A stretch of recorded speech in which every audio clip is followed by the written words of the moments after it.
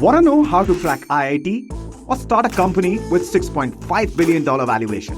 Or find out the secret of discovering startups like Ola, Mamaearth, Razorpay, Urban Company at very early stages? Or raise billions of dollars and create thousands of jobs? If yes, you're watching the only video you need to. In this episode of Rolling with the Boss, meet Rohit Bansal, the co-founder of Snapdeal and Titan Capital, and find out how to metamorphose into a man with a Midas touch. Especially if you are from a small town like him and unsure of yourself like he was when he came to Delhi more than 25 years ago. Now, an entrepreneur's life is not for the faint of the heart. Whether to be a big fish in a small pond or to jump into the great unknown has just one obvious answer. And Rohit's life is a reflection of that. On the show today, watch Rohit open up about his journey like never before.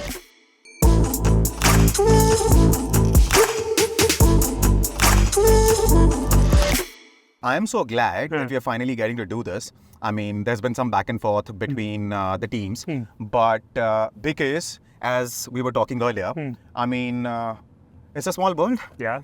Everybody you know, I mean, not everybody, but a whole lot of people you know, I know them and they know me. But somehow we never bumped into each other. It's very surprising to me as well. No, it's not surprising. Not surprising so much, Rohit, because you don't go out much. That's You're not at the events. You're not sort of, doing the regular set of interviews, etc. That is true. Why is that?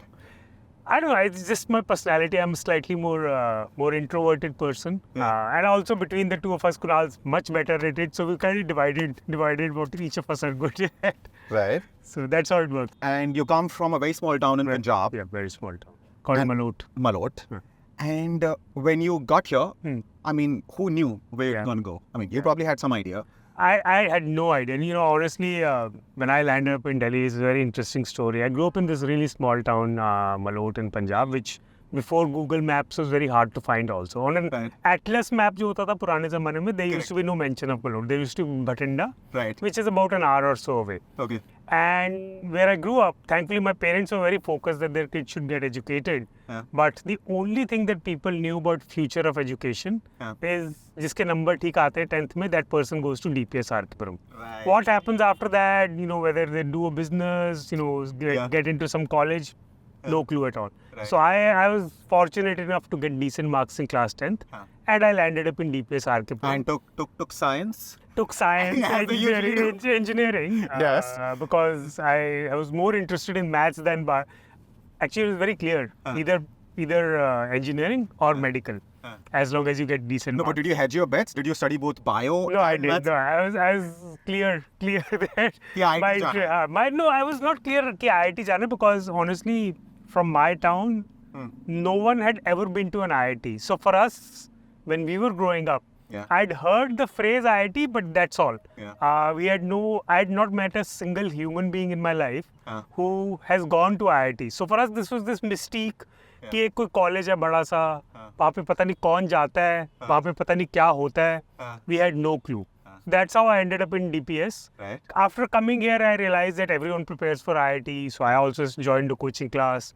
And slowly and steadily, one thing led to the other. But I had absolutely no clue what I will do. I knew I wanted to become an engineer, but I mean, I had no clue what I'll do after that. And there's been so much serendipity in life, even after coming to Delhi, that it's mind-boggling. Right. So now your parents live with you. Yes, they do. They moved about 10, 12 years. 12 years. No, I remember. My son is going to turn 11. And I was once our business settled down a little bit, I was telling them that, you should move to Delhi. I'm clearly not moving back. So you should probably consider. That's how you convince them. So a lot of us struggle with that. I mean, I'm struggling with that problem. I wish I could take any credit for that. I kept trying for many years. Absolutely no budging from the fact that we won't move. We are very happy here, etc., etc. What finally convinced them was I told them we are expecting a grandchild for you. And then 3 months later, they packed their bags and show up here. It was clearly the grandkids, not me. Right. So that did the trick. So which is why I very vividly remember that they moved with us exactly 4 months before my son was born, which is 11 years back. See, I mean, parents, they trusted you with everything. They Yeah. trusted you to take care of your education, yourself, finding a job, settling down, starting a business. Because obviously, they let you do it all by yourself. They did not come and join you. Absolutely. But one thing they did not trust you with was their grandchild. That is true. That is absolutely true. And I think I've seen, because I see it at my place also. Just the bond between sort of grandchildren and grandparents is a very different thing. Honestly, if that was not the case, I really don't know how I would have convinced them to move. But I'm very happy. But the transition that you would have had to make for somebody coming from Malout, which, as you were telling us earlier, was very difficult to find even on a map, right? Coming from there to one of the top schools of the country, because DPS Arkepura is one of the good schools, Absolutely fantastic school. And how did you adjust? I mean, because you would have had to pick up a lot of things. Yeah. I mean, including, now you can speak with a whole lot of sophistication, the language that you would have had to learn, etc. All of those things. No, absolutely. It was very hard. I remember, again, very vividly, it was the first day of school, and I was sitting in this really back corner of the class. And the teacher started, it was like a class of 45 or something. And the teacher started that, okay, why doesn't everyone introduce themselves? So it started from one corner. I was sitting in the other corner with one more friend of mine who had also come from Malout. Okay. So both of these sort of small town from Malout and found each other. small town boys sitting together, and Yeah. I think both of us started sweating. That we'll have to speak 2 sentences in English. so that's, I think, where we came from. But eventually, I think what worked really well for me, it demystified, what it takes to sort of go to a good college. And in school, you meet Kunal. Yeah. Tell us about those days, that friendship, because just on his word, you decided not to go to US. No, look, I think there are very few. I'm a strong believer in the fact that there's a lot of hard work and a lot of work you need to put in to get to anywhere. But there are also so many things which are luck and serendipity. This is one of such things, Your friendship with Kunal? which is such a serendipity. I used to be in the hostel, and all the hostel gang used to sit together with each other, Right. and all the non-hostel gang used to sit together. Yeah. And both of us are, as a result, sitting in the opposite corners of the class on the day. Somehow, over the next couple of weeks, we gravitated towards each other and started sitting next to each other. Yeah. We just hit it off on something. And then for the next 2 years, we sat next to each other. That's how at least our friendship got started. Right. And then again, he went to the US, I went to IIT Delhi. Again, it was a big serendipity that he was from Delhi, whereas I was studying in IIT Delhi. So he would come back for vacations, we would hang out together. And that's how sort of one thing led to the other, and we ended up starting a business together. Now we've been running the business together for 16, 17 years. So, it's just one of those serendipities of life, which I'm very fortunate to have had. Yeah, been a while, Yeah. sure. Almost half your life, right? Yeah, more than half. More than half your life. So over these 17 years, of course, there would have been, this is all nice stuff, good stuff, really great stuff. But as it happens with friends, because at the end of the day, you're talking about two men who have their own ideas about a whole lot of things because of the difference in conditioning, right? Growing up in Delhi, growing up in Malout, and for all sorts of other reasons. There must have been clashes. How do you guys generally resolve those? So it's काफी interesting है. So both of us have this weirdly interesting dynamic from very early on, maybe from day one, is that and I don't know how it happened, or was it intentional or unintentional. Yeah. But both of us with each other have no sort of selfish ego. We have a joint ego. Joint ego. Elaborate. That's new. So yeah. So what I mean by that is that, look, whatever we do, when we do things together, either we'll both be successful or we'll both fail. We are not looking for personal victories in this equation, and as a result, whatever we discuss, both of us are sort of fairly strong individual in some ways. We have our own strong opinions. We would have different ideas in many things. Yeah. Our modus operandi has been the same from day one. Over a period of time, we don't need it because we can complete each other's sentences now that we work together for such a long period of time. But we'll get into a room, we'll discuss it out, have all the arguments we need to, but then finally come up with one decision and be very clear. And once we come out and have decided one decision, then it doesn't matter who started with what idea. Then that is our joint decision. And that's a philosophy that we followed from absolute day one. Sounds like marriage to me. As corny as it may sound, but at the end of the day, this dynamic is so crucial to what the two of you are doing. Not just, I mean, in terms of Snapdeal, because after that came Titan, right? Yeah. And now, I mean, there's so many. I mean, we're not talking about dozens of companies. We're talking about like what, 200, 250 companies? Yeah. Yeah. So, if you are running that huge, I mean, I don't have another word for it, that huge an empire. Of That's sorts. too modest a word, but yeah, I mean, we try. Yeah. So, you have to have this kind of bonding, chemistry, Like trust. in all these companies also, we only invest together. That's it. All the companies that we are investors in, we are investors together. So we are either together in or out. Between us, there's a common joke that besides spouses and houses, we do everything together. All right. Thank God for small mercies. Right. So now coming to spouses though. Yeah. I mean, do they, I mean, of course, I'm sure they appreciate this chemistry and they have seen the good things that come out of this. But every time you had to incur a cost, which I'm sure in some way, at some point in time, you must have had to, and not just monetary cost, of investing in a company, but other costs as well. So, how did they facilitate this relationship? Because they also need to be a lot understanding, right? I mean, I want to go out, you always end up taking me to Kunal's place. I mean, what is this? Or Kunal ends up coming here. I mean, can't we go someplace else? So, Parul, my wife, and Kunal's wife, Yashna, they also get along really well. And they didn't know each other before they got married. And I mean, they were introduced over a period of time. But they get along very well. Our kids also get along very well. So while obviously we both have our, so he lives in Delhi, I live in Gurgaon. We have our independent social lives, our circle of friends, etc. And same with them. But we often get along, often get together. And when we get together, it's great fun with families also. And our kids also love playing with each other. So it's thankfully worked out quite well. Things are great on all fronts. So, Snapdeal has started. Actually, before that, your first attempt at entrepreneurship, the blockbuster idea, so to speak, that you and Kunal had, that didn't work out, right? How did you still stay on the path of entrepreneurship? No, so it's actually very interesting incident that, I think one of the things we had decided when we started our company, and also the only thing that my father told me when we were starting our business, don't give up for some time. So both of us, both me and Kunal, started with this idea, which the product was called Money Saver, which was a coupon booklet, which would carry, all these buy one, get one free, 50% off type coupons in it. And we'll get a lot of good offers together, bundle them into a book and sell it to end consumers. Interesting thing is, we did everything. And by the time the product was built, we loved it. We were like, this is, mankind has been waiting for this product to launch. There'll be a queue outside our office. So we wanted to make sure we don't run out of booklets to sell.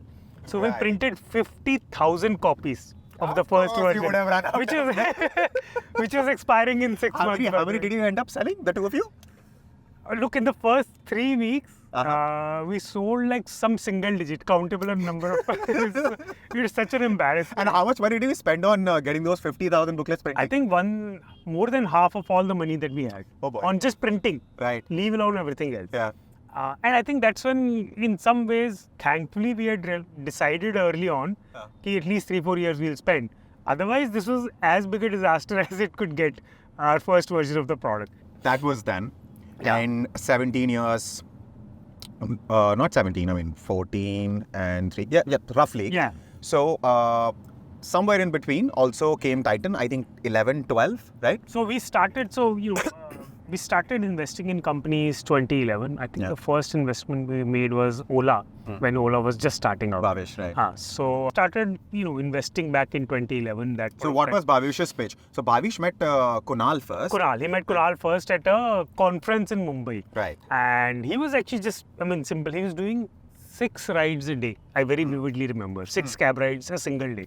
Right. And his pitch was, I think back then the incumbent cab companies, they used to be cab companies, but There was Meru, I think. There were a couple of others at that point. There were a few, Yeah. and you could get a cab, but it was one very expensive. Right. Secondly, if you remember, again, this is long back. Yeah, of course. You have to call them. You'll be waiting on the phone for 30 minutes to get into the queue to talk to someone to book a cab for tomorrow. Yeah. And he said, I'll change that. I'll make it instant. You know, you call me, I'll pick up the phone, or you go to my app, you sort of book on the app, and the cab will come in sometime. We thought it was interesting. Obviously, it's cheaper, faster, better, and I mean, the person was absolutely exceptional. But his proof of concept was so insignificant. I mean, just six Of course. rides. I mean, that's So how did you- everything is. Everything is. Right? Yeah. So that's the whole point in being an early stage investor is that, I mean, if you wait for too much to be already done, then that is not an early stage investment, right? Right. So you have to listen to the idea, look at the entrepreneur, at least make up your mind that I feel the person can pull it off, and just at least prima facie seems to fit together And because Titan now gets like what, 500, 600, 700 applications, right? every month. Every month. All right. We're talking about 12,000. And these are 12,000 unique businesses. I mean, Absolutely. over a period of about 12 months every year. Yeah. So, the question is, for all of those people out there, if Rohit is to get Rohit and Kunal interested in your company, what are they looking at? So, if you were to list out those 3 or 5 things for us, what are those? So just in 2015, 16 somewhere is when we set up Titan Capital and started doing it more formally. Earlier, it used to be only a hobby. Now it is a hobby as well as sort of a full-time role in some ways. So that's how we started. We've now invested in over 250 companies. 7, 8 have become unicorns. So overall, I think we have a good thing going. What we look for in entrepreneurs is 2-3 things. One is obviously, I mean, it has to be an exceptionally smart team, which everyone would say. Their ability to learn. Because entrepreneurship, you are perpetually learning. You know, I mean, we've seen from our own experience as well as the experiences of others. Just your ability to learn, try something, whether it works, doesn't work, but what did you learn? How do you improvise? That's number 2.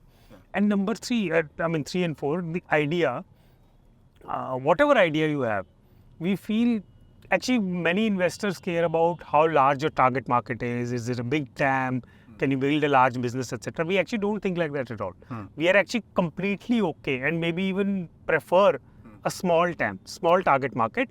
But whatever service or product you are building should be exceptional for that TAM. Okay. I'll give you an example. Mamaearth. When it started, when we met them, we were their sort of first investors. They were making toxin-free mosquito repellents for kids. Right. Now that is as narrow as it gets. The total market would probably be 100 crores, right? That's it. But the product that they had made was exceptional, which means people for that small TG absolutely loved it. Right. We've seen over and over again that once you are able to dominate a certain market or create absolutely fantastic experience in one product line, being able and created brand love for yourself, being able to replicate that brand love across more categories is easier than going after a very large market and building a product which is only marginally better than what already exists. What we probably needed to talk about as far as Titan is concerned, what you look for as an investor, etc. I mean, the usual standard businessy thing out of the way. Now let's get back to you again, because as I was saying earlier, I mean, you're not a person that people will bump into often at different sorts of places. True. So let's try and demystify the enigma that is Rohit Bansal. There isn't that much of an enigma. Oh, well, there is. Just because, I mean, do you prefer to drive or do you like to sort of sit back in the car and... I prefer to sit. I used to drive earlier, but now I'm most of the times. For me, office starts the moment I step into the car. Okay. I think this once I'm in that. I'm doing the interview in the car. Still at work, yeah. So I sort of get into that zone where I'm thinking only about work. I think me driving to work will be extremely unsafe because I have 100 things running on my brain when sort of I'm going to office. Okay. But as and when you do drive, I mean, do you enjoy driving at all, or I mean, something that you'd like to stay away from? Not that much on it. I mean, look, I used to love driving maybe many years back. Now you made your first. I mean, when you got like the first big check. No. I was never a fancy car person. even now I drive a very simple, I sit in a very simple car. I just feel it works for me. It's one of the most comfortable cars in my view. I actually don't bother that much about fancy cars. So I'm not a car type person. And this is probably one of the more expensive cars I'm sitting in. Okay. So, interesting. So then that makes me want to ask you this question. I mean, because at the end of the day, we all like to sort of, there are certain things which bring us pleasure, and no matter how spiritual and even if you have attained nirvana already, there are certain things we like to spend money on. Absolutely. So what are those things? So for me, I've thought about it a lot, and I think you're right that the first time I made some money, I also was tempted because I saw everyone around me, whoever has money, they love to spend on many types of things.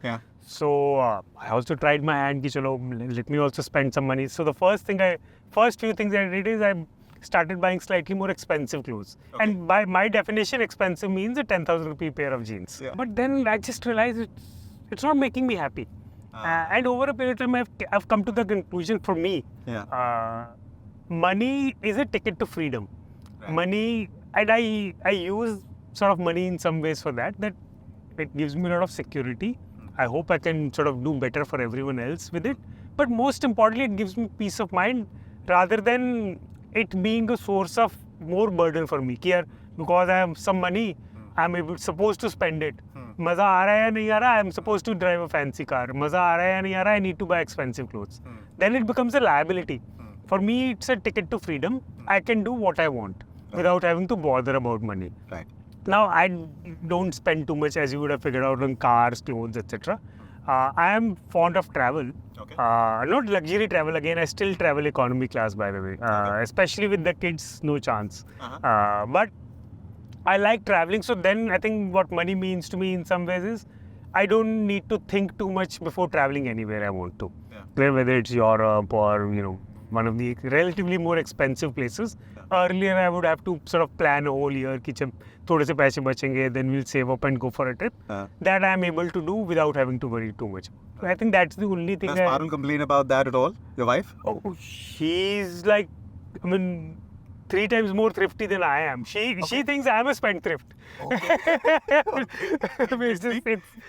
She's just next level. But amongst the two of us, I'm a spendthrift, but she's exactly like me that way. So. I think an important part of being able to operate the level at which you are expected to operate, the efficiency, etc., that is expected out of you, good health is very important. Very important, especially very important to me. Because I actually, many people don't know it because it was a long time back.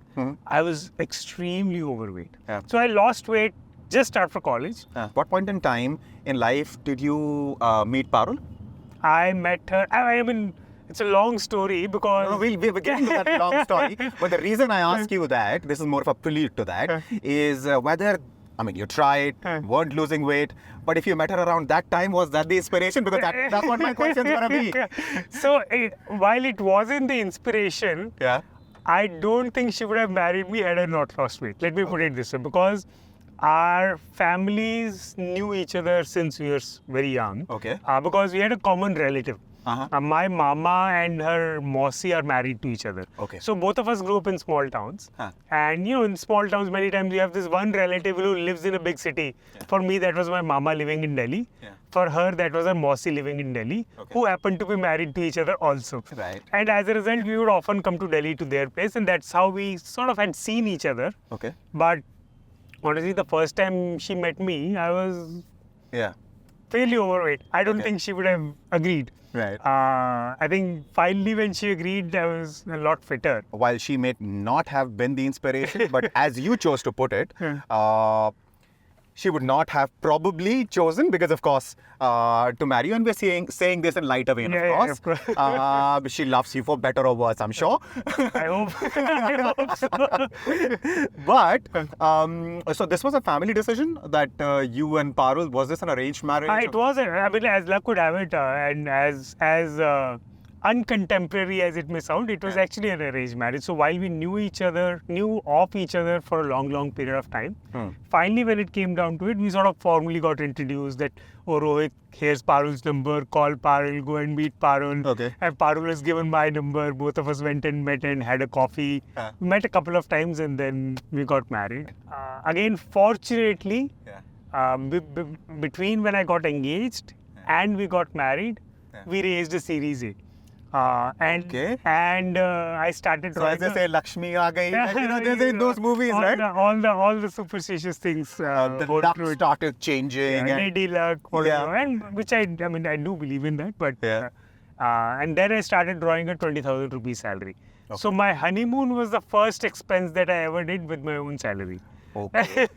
And where did you guys go? We went to Bali. Okay, Bali. But extremely Good low place. cost. Air Asia. Yeah. We flew Air Asia. I booked some average hotel. One of the travel tricks I figured out then is Parul had put henna. Okay. Like it's very common in Yeah. to Mehndi. And wherever Indians travel, I've seen that the hotel guys can recognize henna ki ye shaadi hui hogi. Right. So she was putting henna and they still looked at us and saw, oh, honeymoon. I said, yes. They upgraded us to a new room. Bigger room. I was like, yes, yeah. I used that trick till the time we had kids. After kids, so for the next 3 years, whenever we would travel, Parul would put Mehndi and travel. For anybody, but especially for an entrepreneur, the market that you're operating in, to understand people, to understand product market fit, if you understand these nuances naturally and you're able to observe them, life becomes easier and doing business also becomes easier. What are the other interests that you have? Travel is one. Second is, I would say, by far, movies and music. Okay. I love watching movies as much as possible every weekend or once in a fortnight. I would definitely watch a movie in a cinema. What kind of movies? I mean, if you had to name 2 or 3 movies which, for whatever reasons, are etched in your memory, which are these 3 or 4 movies? Actually, for me, look, usually I don't have favorite things, favorite food, favorite this, etc. But in movies, I do have favorites. For me, by far, my favorite movie ever is Interstellar. Okay. And I would say most of Christopher Nolan's movies, I'm a big fan of. So I'm a sort of proper fanboy of Christopher Nolan. Right. Okay, so that's movies. Yeah. And what about music? What kind of music are you into? Music, for me, I have extreme tastes. I either like classic rock and jazz, or I like Punjabi. Okay. Like AP Dillo, Right. etc. You can take the Punjabi out of Punjab, but you can't take the Punjabi. So I go directly from AP Dillo to jazz. Right. Nothing in between. So I skip the whole middle of popular music. Right. No, but that's wonderful because that's how eclectic one's choices can be. Yeah, look, I think it's, as I mentioned, that for me it's all about not necessarily having a stereotype, picking what I like. Right. And I think I like Punjabi music. I really love the energy and the beat around it. And I like classic rock and jazz. So I don't need to fit into a popular mold that, okay, you need to like popular music, etc. I actually don't really. I've been familiar with Snapdeal's story, yours and Kunal's, for so long. But these bits, I haven't heard before. And to an extent, some of them, I am pretty sure you can also say that, I haven't talked about this stuff like this before. No, this has been a very engaging conversation. By the way, credit to you. You brought out whatever I could share very transparently and honestly. So it's wonderful talking to you. And thank you so much for taking out the time. Thank you so much for having me. It's a real pleasure. It almost felt like talking to a friend. Thank you so much. Means a lot. Thank you.